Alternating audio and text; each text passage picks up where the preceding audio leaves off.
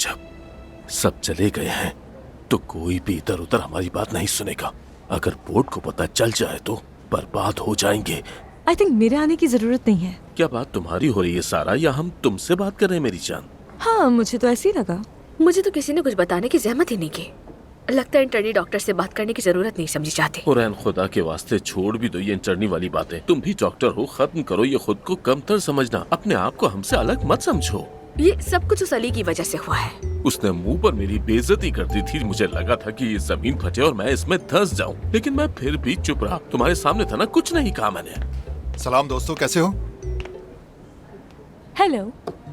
Oh hello सारा, क्या तुम रात के ऑपरेशन के लिए रुक रही हो? वैसे तो कोई काम नहीं है मुझे, रुक जाऊं क्या? नहीं, वो मैं भी सर्जरी के लिए जा रहा था इसीलिए पूछा। तो किसी को तो मेरे साथ वहाँ मौजूद होना चाहिए ना। क्या हाल है दोस्तों?